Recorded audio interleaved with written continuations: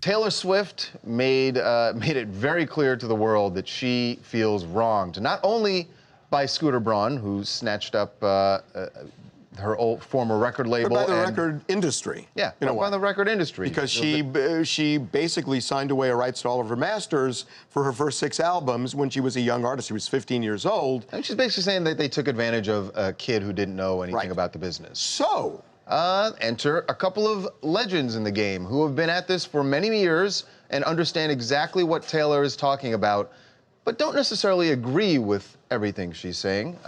We got Ricky Bell from Bell Biv DeVoe and New Edition. And Sheila E. And Sheila E. They were at LAX, and we asked them about what's got Taylor so upset. Here's their take on it and their advice for her. Taylor's upset that Scooter went in, snatched up all of her masters, right? Now Scooter owns her masters, yes, and she's I don't think either one of them. He's not wrong.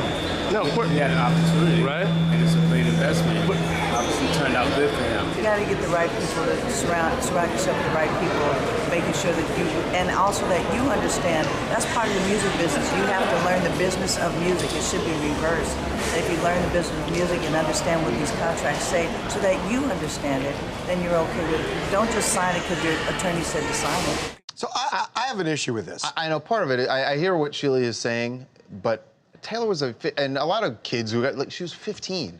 I don't know, is it realistic to expect a 15-year-old to really understand that's not my problem. That's my problem. That's not my problem. All right, what's your because problem? Because a 15-year-old still has parents, guardians, lawyers. Sure. So you can still have those people to protect you even if you're 15. Mm-hmm. But whether you're 15 or 20 or 30 and you're breaking into the music business, it's about leverage. And a lot of record companies say, look, we are going to roll the dice on you, and we'll roll the dice on 19 other people, and probably 19 out of 20 we're going to lose money on.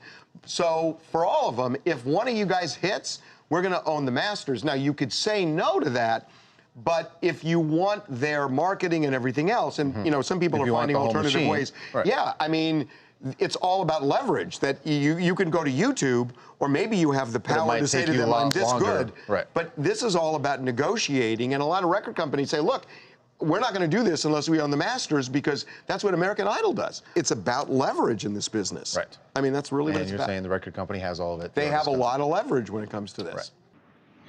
Hey, it's Elise in Cypress, California. I agree with Ricky and Sheila. Of course, I understand that Taylor was 15 when she signed the contract, but over her tenure as being a very successful artist and going through this business, there may have been a point in time where she could have renegotiated the contract. Well, and by the way, Taylor Swift was very savvy and actually readjusted things a few years back. Right, and in her current deal. In her current deal, and it worked out very successfully for her. Yes, it is.